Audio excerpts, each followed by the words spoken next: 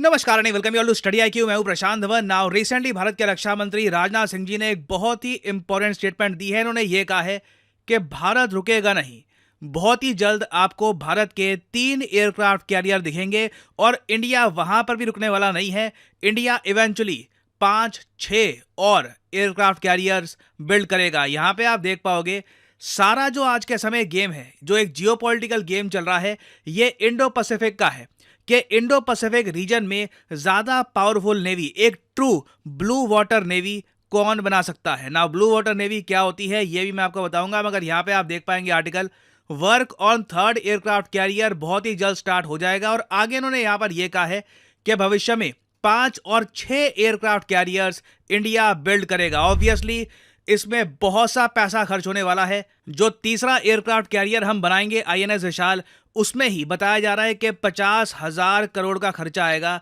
तो आप इमेजिन करके देख सकते हैं, हम यहां पर एडिशनल 1.5-2 लाख करोड़ रुपए और खर्चने की बात कर रहे हैं over the next many years. और क्वेश्चन यहां पे आपके माइंड में यह आएगा कि इंडिया ऐसा क्यों कर रहा है, हम लोग इतने सारे एयरक्राफ्ट कैरियर्स, 6 एयरक्राफ्ट कैरियर्स क्यों बनाएंगे। वेल, रीजन आपके सामने है। ये जो गणित है ना, जो एज ऑफ नाउ अभी एग्जिस्ट करता है, ये बहुत ही जल्द बदलने वाला है। एज ऑफ 2024 यूएसए के पास दुनिया में सबसे ज्यादा एयरक्राफ्ट कैरियर हैं, 11। नंबर 2 पे अब आ चुका है चाइना। नहीं तो इससे पहले कुछ ही महीनों पहले चाइना भी इंडिया, यूके, जापान के साथ 2 एयरक्राफ्ट कैरियर्स के साथ था। हालांकि मुझे यहां पर एक बात ऐड करनी पड़ेगी कि ऑल्दो इस लिस्ट में जापान आपको दिख रहा है, मगर जापान के जो एयरक्राफ्ट कैरियर्स हैं ये साइज में इतने छोटे हैं, लिटरली हेलीकॉप्टर कैरियर्स हैं। उनको इन्होंने मॉडिफाई करके एयरक्राफ्ट कैरियर बनाया है F-35 फाइटर जेट के लिए। तो इन ट्रू सेंस अगर मैं कहूँ ना, तो जापान को इस लिस्ट में वैसे होना तो नहीं चाहिए, मगर टेक्निकली सिंस जापान के पास एयरक्राफ्ट कैरियर हैं तो इसलिए जापान को भी यहाँ पे रखा हुआ है। बाकी यूके के पास जेन्युइनली 2 एयरक्राफ्ट कैरियर हैं और चाइना भी इसी लिस्ट में था, मगर रिसेंटली चाइना ने अपना तीसरा एयरक्राफ्ट कैरियर वाटर ट्रायल्स के लिए उतार दिया है। यहाँ पे आप देख पाएंगे China's 3rd aircraft carrier heads to sea for the first time. इस एयरक्राफ्ट कैरियर का नाम है फुजियान। इसको काफी बार मीडिया में फुयान भी प्रोनाउंस करते हैं, मैं थोड़ा सा इजी रहेगा, मैं फुजियान इसको प्रोनाउंस करूंगा। और ये एक 80,000 टन का सुपर एयरक्राफ्ट कैरियर है।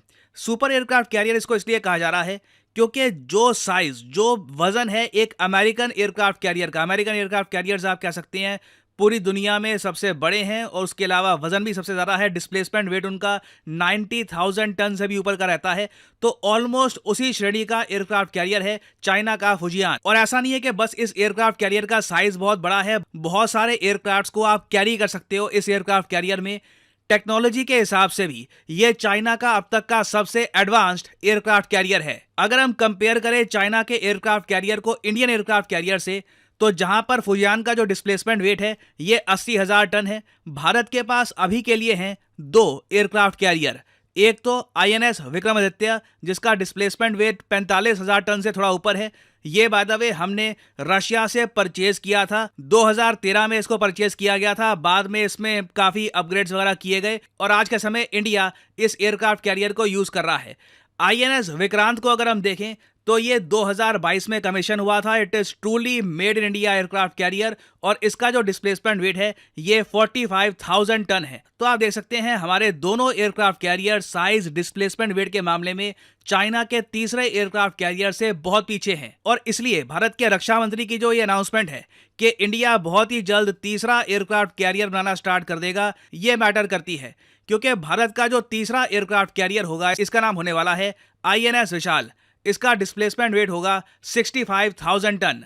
अब देखिए प्रॉब्लम यह है कि अगर हम INS विशाल को बनाना स्टार्ट करते हैं, मैं कहता हूं कि कल ही बनाना स्टार्ट करते हैं, इसमें भी वैसे टाइम लगेगा, मान लो कल भी स्टार्ट करते हैं, तब भी आराम से 2028 के आसपास का टाइम, मे बी इवन 2029 का टाइम हमको लग जाएगा ये एयरक्राफ्ट कैरियर बिल्ड करने में। तब तक मैं आपको बता दूं 2030 तक यूएसए की नेवी का अनुमान यह है कि चाइनीज नेवी के पास 5 एयरक्राफ्ट कैरियर आ चुके होंगे। तो जो गैप है ये लगातार बढ़ता जा रहा है। चाइना ऑलरेडी एक चौथा एयरक्राफ्ट कैरियर बना रहा है। जिस स्पीड से, अगेन मैं यहां पर ये रिपीट करूंगा बात, आपको याद होगा मैंने आपको बताया था कि यूएस के एक थिंक टैंक के हिसाब से चाइना जो अपना असली डिफेंस बजट है ये छुपा रहा है दुनिया से। जो ये डिफेंस बजट दुनिया को बताते हैं 300 बिलियन डॉलर के आसपास, जो रियलिटी में इनका एक्चुअल डिफेंस बजट है ये 700 बिलियन डॉलर्स के आसपास है। ये पैसा कहाँ पे जा रहा है आप खुद देख सकते हैं। बैलिस्टिक मिसाइल, सबमरीन, उसके अलावा aircraft carrier.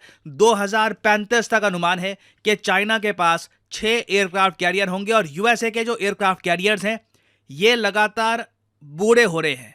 They have to be retired. कोई बड़ी बात नहीं है कि 2035 तक बहुत सारे अमेरिकन एयरक्राफ्ट कैरियर रिटायर भी कर दिए जाएं और इवेंचुअली मोस्ट प्रोबेबली 2040 के आसपास एयरक्राफ्ट कैरियर्स के मामले में चाइना और यूएस हो सकता है सेम नंबर पे आपको मिले। अब एक क्वेश्चन यहां पे आपका ये आएगा कि ये सारे कंट्रीज एयरक्राफ्ट कैरियर्स लगातार बिल्ड क्यों कर रहे हैं और ये जो ब्लू वाटर नेवी है इसका क्या कॉन्सेप्ट है।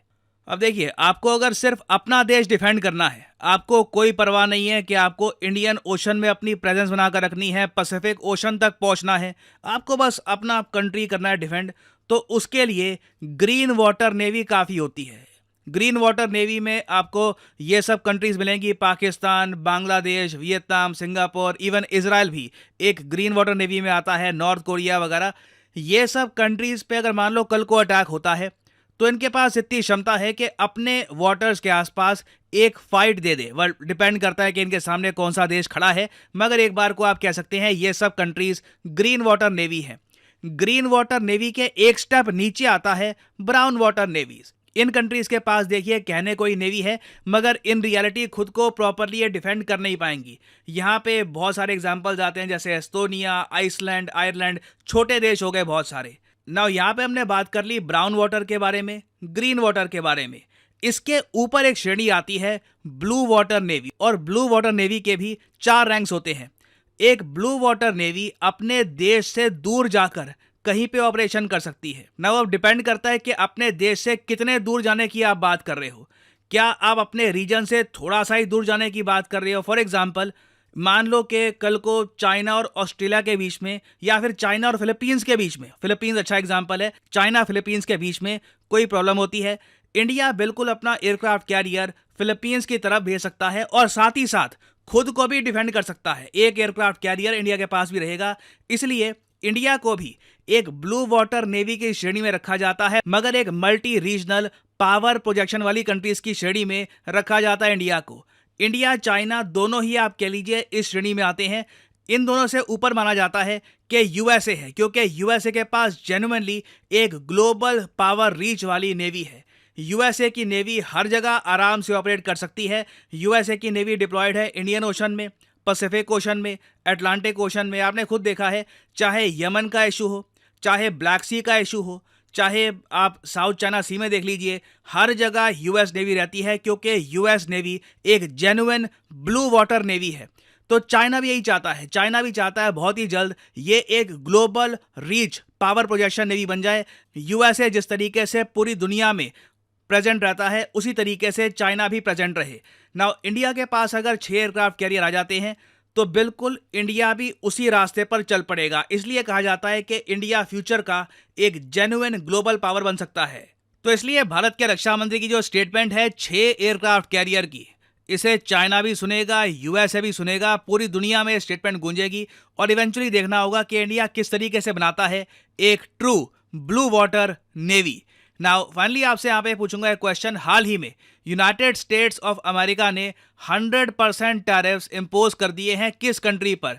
टोटल 18 बिलियन डॉलर्स के टैरिफ्स हैं। बहुत न्यूज़ में ये टॉपिक, बाइडेन ने खुद अनाउंस कर रहा है ट्विटर पे कि इस कंट्री पर मैंने स्टील के टैरिफ्स, जो इलेक्ट्रिक कार्स हैं उनके टैरिफ अनाउंस कर दिए हैं। बताइए कि कौन सा कंट्री है जिस पर यूएसए ने इतने सारे टैरिफ्स रिसेंटली लगा दिए हैं। ये हैं यहाँ पे आपकी ऑप्शंस, जापान, चाइना, इजराइल या फिर मैक्सिको।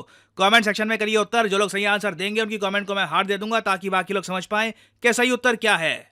और फाइनली यहाँ पर मैं ये भी ऐड कर दूं कि आज आखिरी दिन है स्टडी आईक्यू की 30% डिस्काउंट सेल का। आप कमेंट सेक्शन में जाइए, यहाँ पे आपको ये लिंक मिल जाएगा, UPSC IAS long term foundation का। इस लिंक पे करिए क्लिक और यहाँ पे आप परचेज कर पाएंगे स्टडी आईक्यू का फ्लैगशिप यूपीएससी कोर्स, जिसमें आपको मिलती है वैलिडिटी 36 महीने की।